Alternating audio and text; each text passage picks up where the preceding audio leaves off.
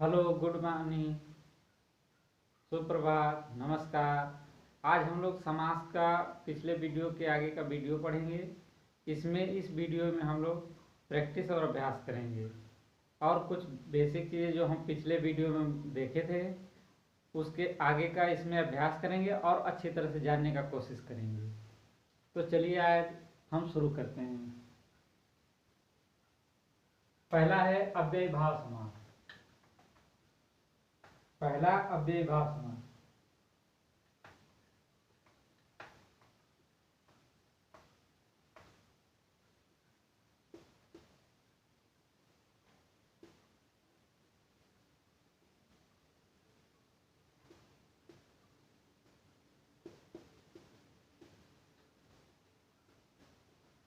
जैसा कि हम लोग पिछले वीडियो में पढ़े थे कि अव्ययीभाव समास के बारे में पढ़े थे कि इसका दूसरा पद प्रधान होता है। इसका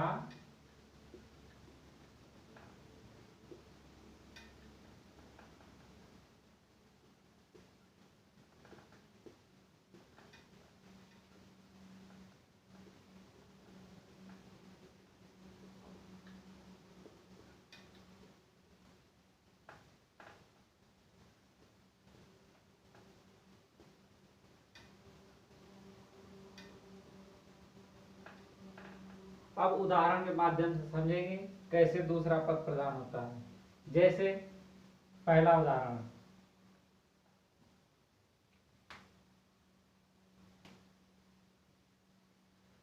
यथाशक्ति।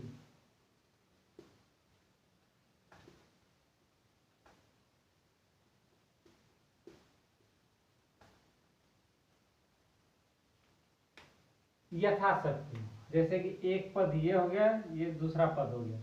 अब इसमें शक्ति है। अगर देखी जाए तो प्रधानता किसकी है? शक्ति की है। तो इसलिए अगर इसका अर्थ भी निकाला जाए तो क्या होगा? यथाशक्ति, शक्ति के अनुसार।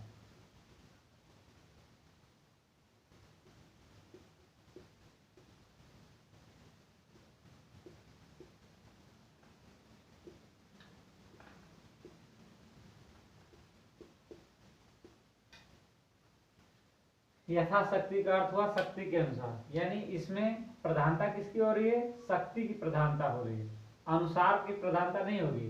किसी किसी तरह से अगर हम कहेंगे अनुसार या यथा जैसे, तो इसका क्या मतलब है? बिना किसी किसी के। तो जैसे कि ऐसे हम देखते हैं कि शक्ति के अनुसार, यथाशक्ति, शक्ति के अनुसार। अगर शक्ति हटा दें तो इसका कोई मतलब नहीं है। इसी तरह हम दूसरा उदाहरण देखते हैं।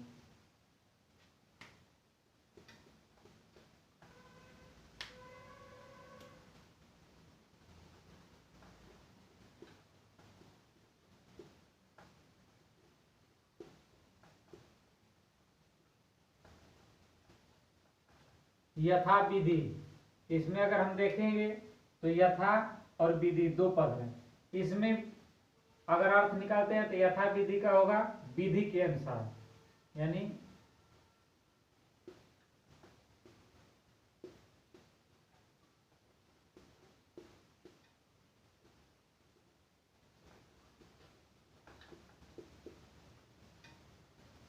अब परिभाषा के अनुसार अगर दूसरा पद प्रधान है तो इसका दूसरा पद प्रधान है। अब प्रधान क्या होता है? प्रधान को हम पहले रखते हैं, पहले प्राथमिकता देते हैं। यथा विधि यानी विधि के अनुसार, यथाशक्ति शक्ति के अनुसार, यानी हम शक्ति को प्राथमिकता दे रहे हैं, प्रधानता दे रहे हैं, विधि को प्रधानता दे रहे हैं। अब तीसरा उदाहरण हम लोग देखते हैं।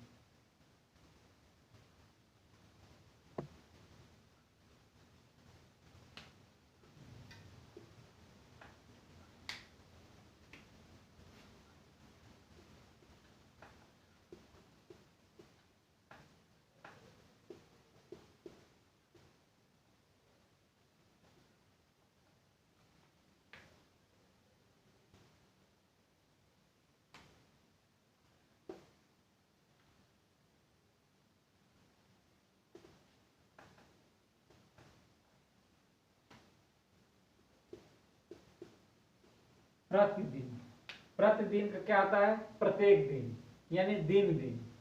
अगर अर्थ निकाल रहे हैं तो प्रत्येक दिन या दिन दिन, तो इसमें प्रधानता किसकी है? दिन की है। अगर दिन हटा दें तो प्रति क्या है या प्रत्येक क्या है? कुछ नहीं है। इसलिए प्रत्येक प्रतिदिन यानी दिन दिन,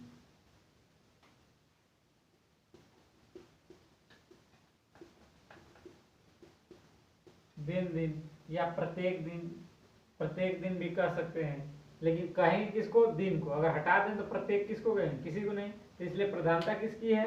दिन की है। अब इसी तरह हम लोग देखते हैं तत्पुरुष समास।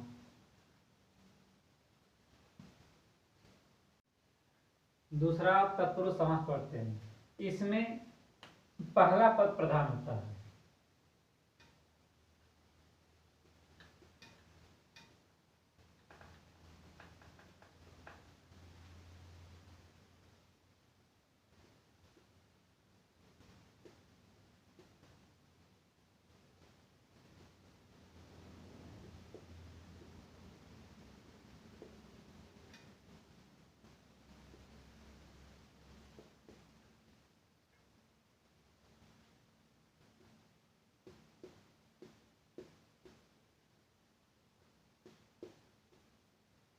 इसमें पहला पद प्रधान होता है। इसको उदाहरण के माध्यम से समझेंगे।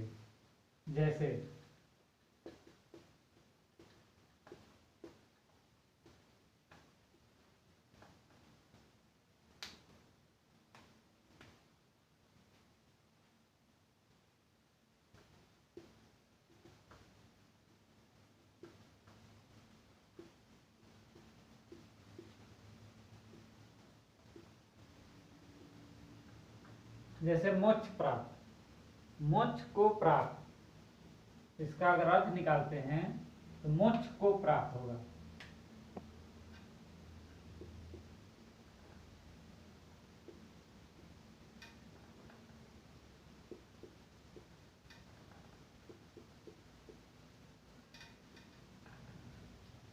अब दूसरा देखते हैं।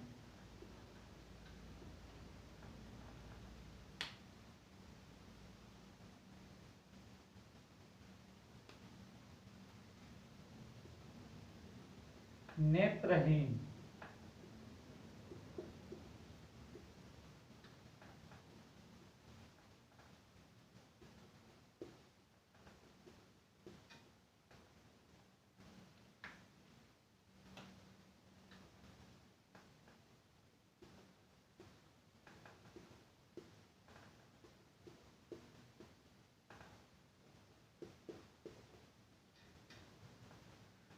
नेत्रहीन, नेत्र से हीन, यानी कि अगर हीन कहें तो किससे? नेत्र से। यानी प्राथमिकता किसकी है? प्रधानता किसकी है? नेत्र की। इसमें मोक्ष प्राप्त किसकी प्रधानता है? मोक्ष की। अगर मोक्ष हटा दिया जाए तो इसका कोई मतलब नहीं है। इसलिए मोक्ष प्राप्त, मोक्ष प्राप्त में प्रथम पद की प्रधानता है, जैसे कि उसमें पहला पद की प्रधान है। इसी तरह इसमें नेत्रहीन, नेत्र की प्रधानता।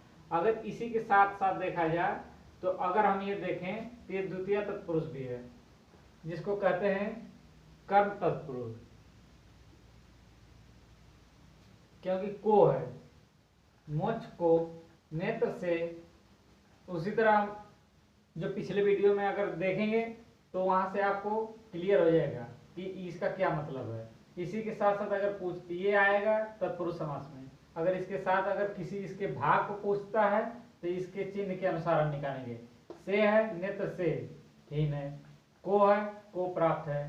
तो अभी आपको पता है कि कर्ता ने कर्म को कर्म द्वितीय पूछे, या कर्म करके ऑप्शन में दे तो कर्म तत्पुरुष हो जाएगा। इसमें हो जाएगा करण से, या तृतीया हो जाएगा तत्पुरुष। उसी तरह आप आगे उदाहरण बताएंगे तो उस चिन्ह के अनुसार अगर और भाग पूछेगा डिटेल से तो उसके चिन्ह के अनुसार बताएंगे। नहीं पूछता है तो ये सभी के सभी तत्पुरुष समास में आएंगे। बस ये ध्यान देने वाली बात है कि पहला पद प्रधान होना चाहिए।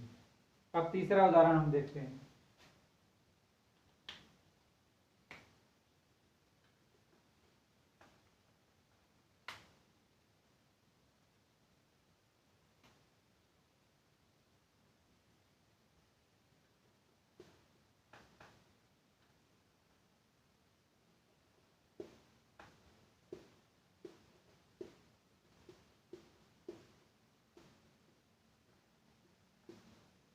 देशभक्ति, अगर देशभक्ति का देखा जाए तो पहला क्या है, देश, दूसरा भक्ति। अगर हम कहेंगे भक्ति किसके लिए, देश के लिए, यानी कि कौन सा पद प्रधान है, देश प्रधान है, क्या हो जाएगा इसका, देश के लिए भक्ति।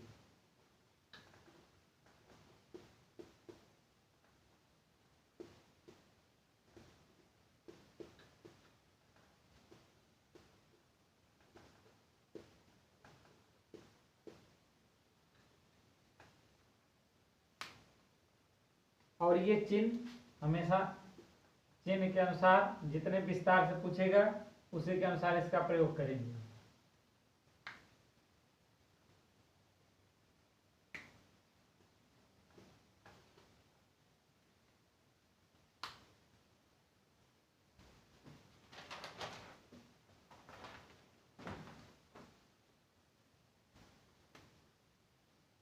चौथा देखते हैं,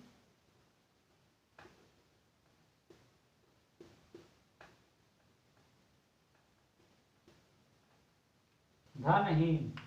इसका अर्थ क्या होगा, धन से हीन।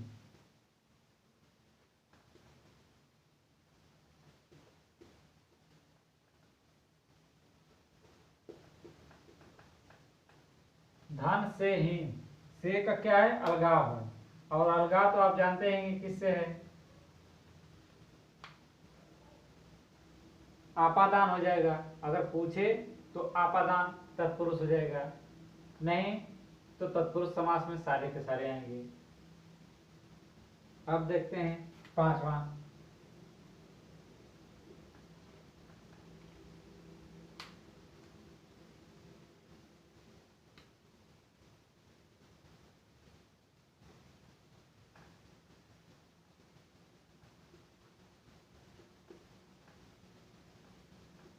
राजभवन। राजभवन क्या हो जाएगा, राजा का भवन। अगर केवल भवन कहें तो किसका भवन होगा, राजा का। और इसमें किसकी प्रधानता है, सभी में प्रथम पद की प्रधानता है, जो कि तत्पुरुष के आएगा।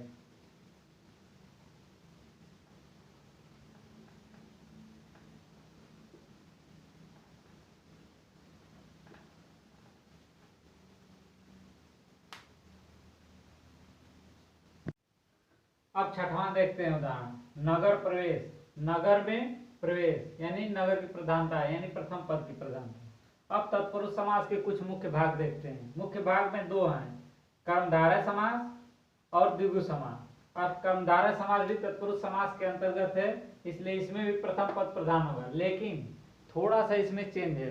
अगर हम जानकारी के लिए देखे जाए तो इसमें विशेषता पद प्रधान होता है। अब कहेंगे विशेषता क्या है, तो इसमें दो शब्द होते हैं,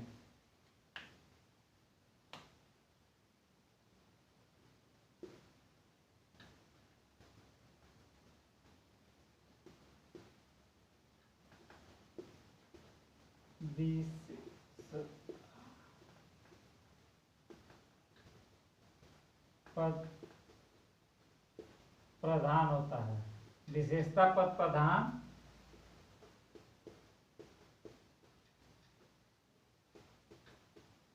होता है। अब विशेषता पद क्या है इसको हम बताते हैं। इसमें दो शब्द होते हैं, दो पद होते हैं, विशेषण प्लस दूसरा विशेष।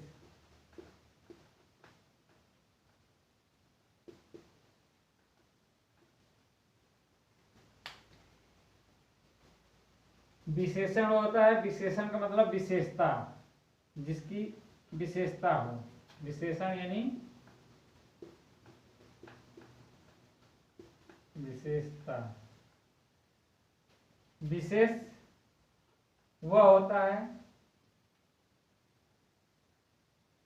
विशेष किसी व्यक्ति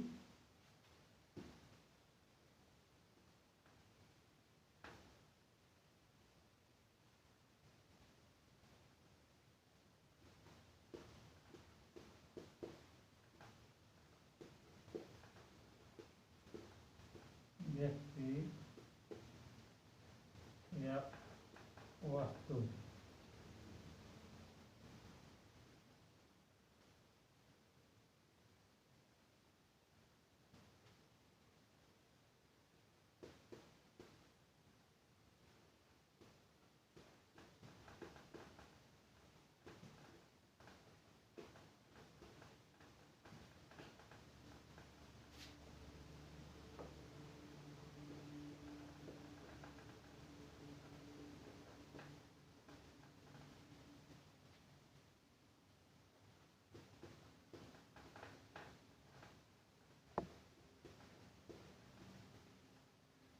विशेष से वो होता है जो किसी व्यक्ति या वस्तु को विशेष से उस किसी व्यक्ति या वस्तु को कहेंगे जिसकी विशेषता बताई जाए, यानी जो विशेषता, और इसी विशेषता की प्रधानता होती है, यानी विशेषता पर प्रधान होता है। यानी कि जहां भी आएगा उसमें ये देखेंगे कि विशेषता क्या है, वही प्रधान होगा। जैसे उदाहरण के माध्यम से हम देखते हैं।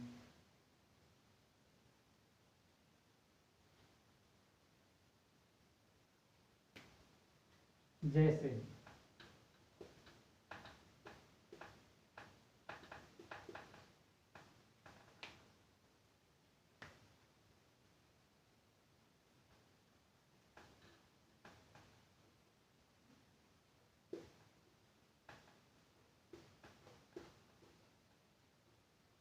महाकवि, महाकवि का अर्थ है महान है जो कवि।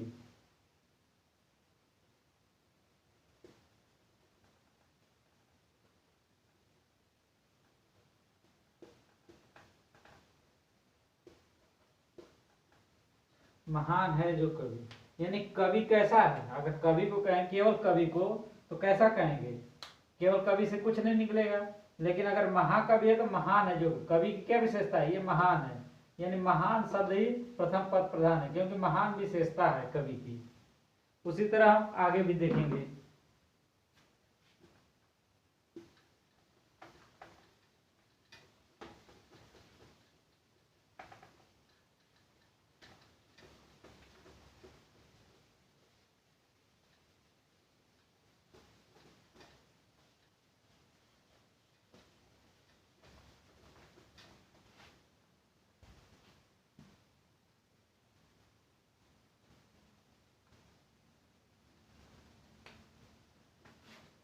अब दूसरा देखेंगे, नील कमल।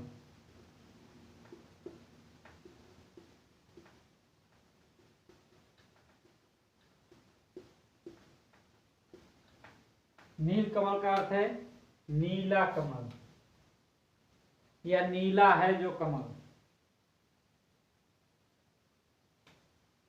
नील कमल का अर्थ है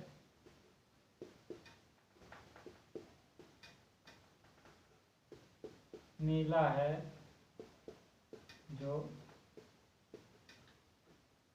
कमल, यानी कमल की कैसी विशेषता है, नीला है, यानी नीला जो विशेषता है वही पद प्रधान है।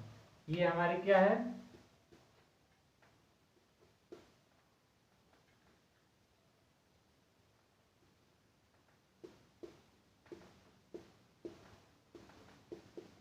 विशेषता। ये क्या है, वस्तु,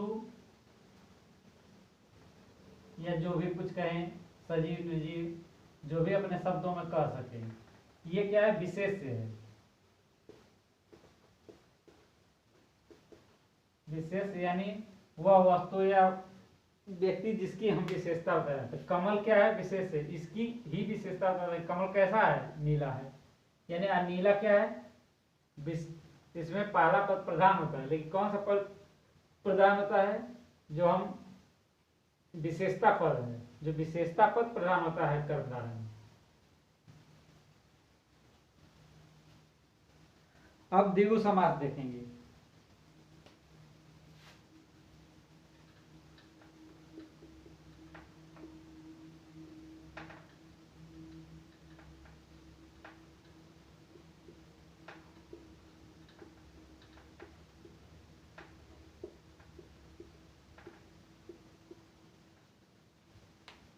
इसमें भी पहला पद प्रधान होता है, क्योंकि यह तत्पुरुष के भाग है। लेकिन इसमें मुख्य यह है कि इसमें संख्यावाचक होता है, यानी इसमें संख्या का बोध होता है, और जो पहला संख्या का बोध करे जो पद, वही प्रधान होगा।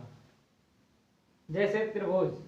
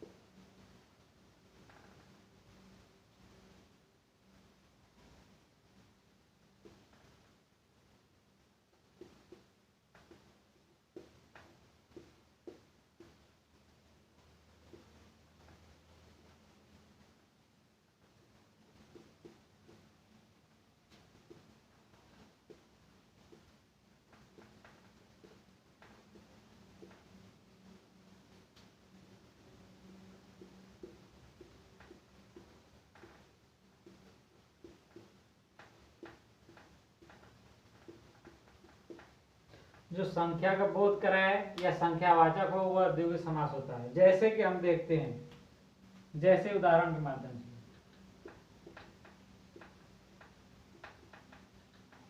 जैसे पहला है त्रिभुज।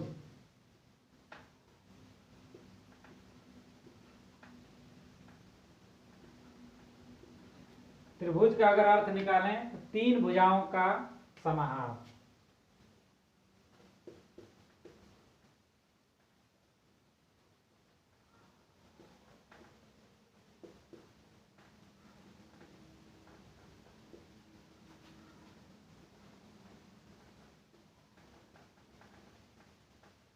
तीन भुजाओं का समाहार, यानी इसमें संख्या का क्या बोध हो रहा है, ये तीन हमारा है, यही संख्या का बोध करा रहा है, इसलिए हमारा ये द्विगु समास है। इसी तरह हम अन्य उदाहरण भी देखते हैं।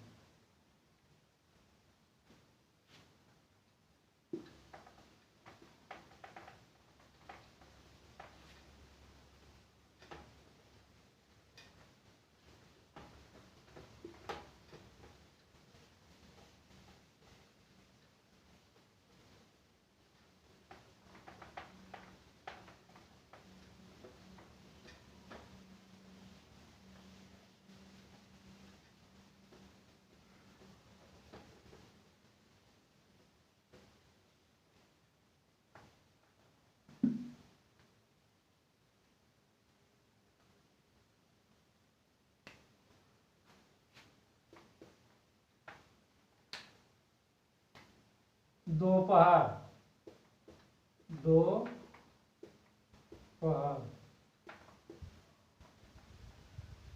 दोपहर का अर्थ हो जाएगा दोपहर का समाहार।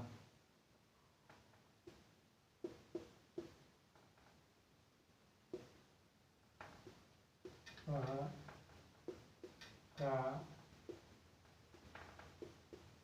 समावेश या समाहार।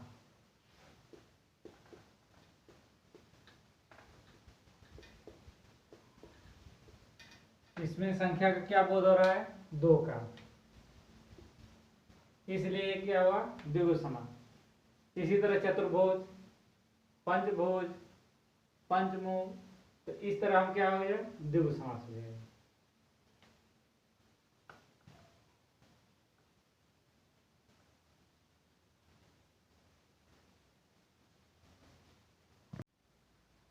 अब आगे देखते हैं द्वंद्व समास।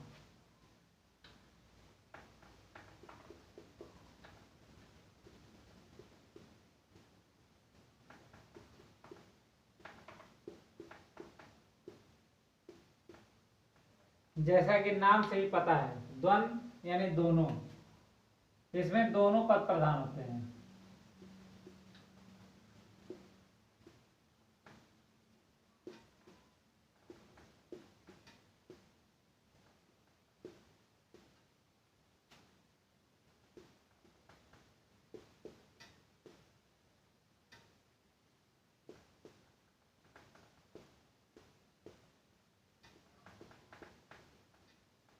इसमें दोनों पद अपने अपने जगह पे प्रधान होते हैं, लेकिन पिछले वीडियो में अच्छी तरह से इसको पढ़ लिए हैं, लेकिन इसके मुख्य भाग को नहीं पढ़ पाए हैं। इसके तीन मुख्य भाग हैं।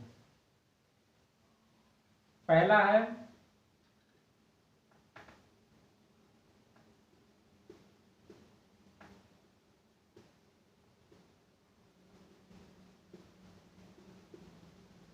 इतरेतर द्वंद्व समास, दूसरा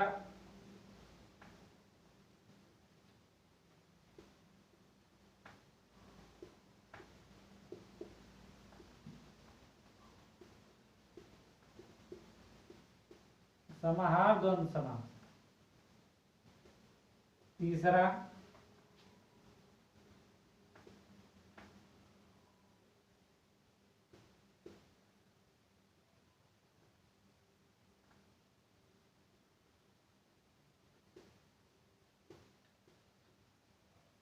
वैकल्पिक द्वंद्व समास। अब इतरेतर द्वंद्व समास क्या है, द्वंद्व समास के अंतर्गत है, इसमें दोनों पद प्रधान होते हैं, लेकिन इसमें और का प्रयोग होता है। जो भी दोनों पद प्रधान अपने अपने जगह रहेंगे उदाहरण में तो उसमें और का प्रयोग रहेगा, और का। जैसे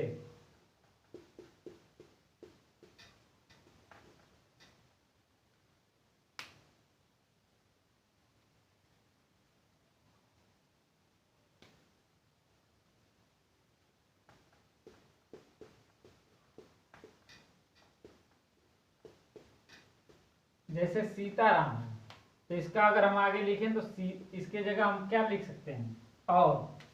इसके जगह और लिख सकते हैं, सीता और राम। तो ये जो और का प्रयोग हो रहा है, यही इतरेतर द्वंद्व समास है। अगर हम इतरेतर न पूछ के केवल पूछे कि कौन सा समास है, तो ये द्वंद्व समास है। और द्वंद्व पूछे कि किसका भाग है, तो इतरेतर द्वंद्व समास का। अब समाहार द्वंद्व पढ़ेंगे। समाहार में जैसे देखेंगे, समाहार में किसी एक के अर्थ में आता है,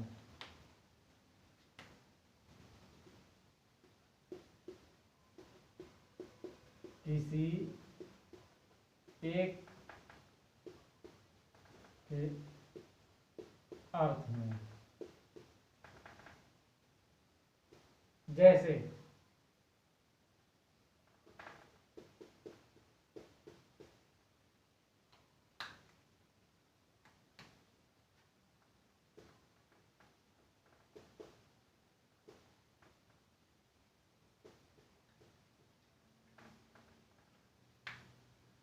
रोटी दाल।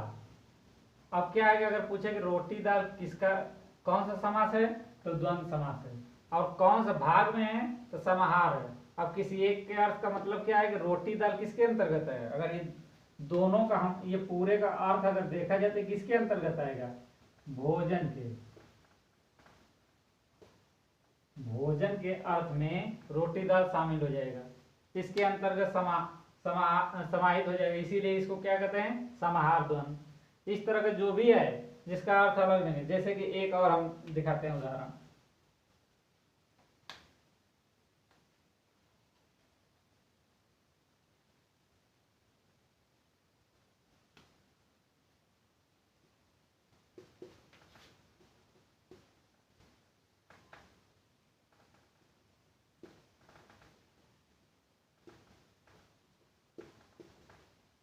नाक और कान। नाक कान किसका उदाहरण है, द्वंद्व समास का, क्योंकि दोनों पद प्रधान है। नाक और कान अपने अपने जगह, लेकिन ये किसके अंतर्गत आएगा, समाहार के। अब समाहार में क्या आएगा, किसी एक के अर्थ में। तो किसी एक का अर्थ क्या आ जाएगा, अंग के रूप में, अंग का है। अंग के अर्थ में ये नाक और कान दोनों शामिल है। अब वैकल्पिक द्वंद्व समास। वैकल्पिक से मतलब अर्थ निकलता है कि विकल्प होना चाहिए, दो में से किसी एक का। जैसे रात और दिन, तो रात अगर दिन लिखते हैं, जैसे कि विकल्प। वैकल्पिक का मतलब होगा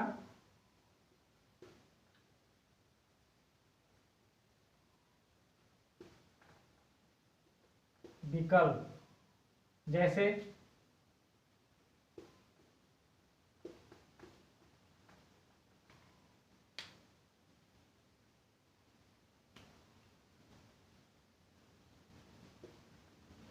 पाप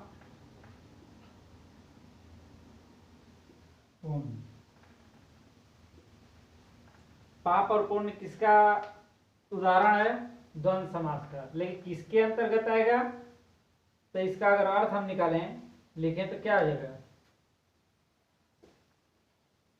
पाप या पुण्य। पाप और पुण्य दोनों नहीं, पाप या पुण्य, क्योंकि दोनों एक दूसरे के अपोजिट है, विरोधाभास है। तो इसलिए पाप या पुण्य, जहां या का प्रयोग हो, वैकल्प, विकल्प या क्वेश्चन में या का प्रयोग हो, वहां क्या होगा, वैकल्पिक होगा। अगर इस सब को पूछे कि किसके अंतर्गत आएगा, तो द्वंद्व समास। द्वंद्व में मुख्य भाग में इतरेतर में क्या है, और का प्रयोग होगा। समाहार में क्या, समाहित होगा, यानी कि रोटी दाल भोजन, नाक का अंग, यानी किसी एक के अर्थ में दोनों समाहित होगा। विकल्पी में विकल्प होगा, या होगा, या का प्रयोग, पाप या पुण्य। अब देखते हैं बहुब्रीहि समास। अब बहुब्रीहि समास लें। बहुब्रीहि में क्या है कि उसका अर्थ अलग निकलता है।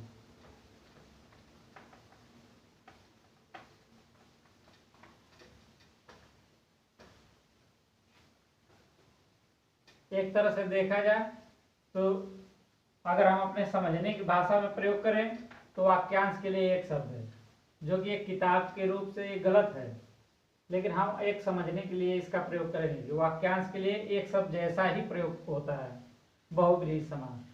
जैसे हम देखते हैं,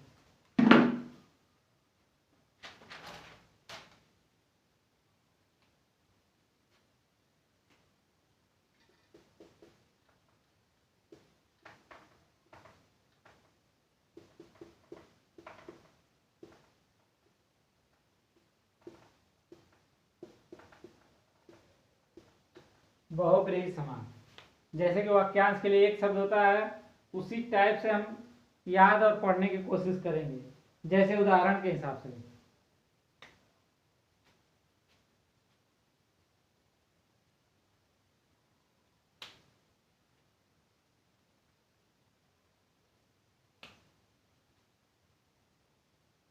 उदाहरण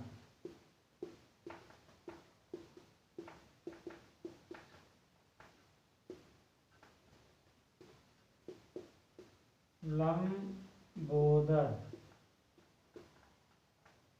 लंबोदर का अगर अर्थ निकालें तो क्या होगा?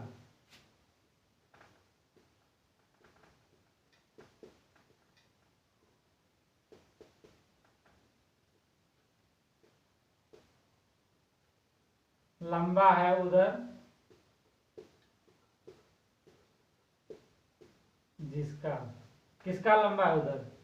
गणेश जी का।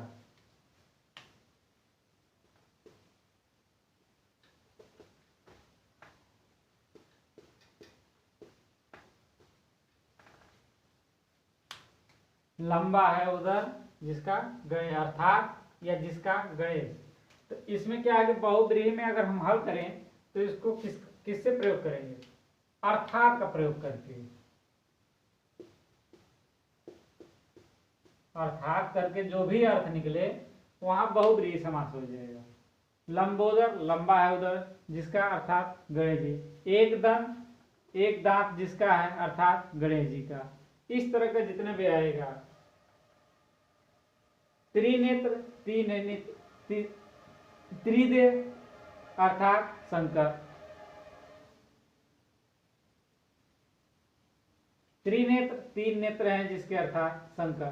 तो इस तरह क्या है कि हम बहुब्रीहि समास पढ़ेंगे। अब समास यहाँ समाप्त। अगर आपको वीडियो ये पसंद आती है तो आप लाइक और सब्सक्राइब जरूर करें, जिससे कि हम आगे और वीडियो अच्छे से अच्छे बनाएं। धन्यवाद।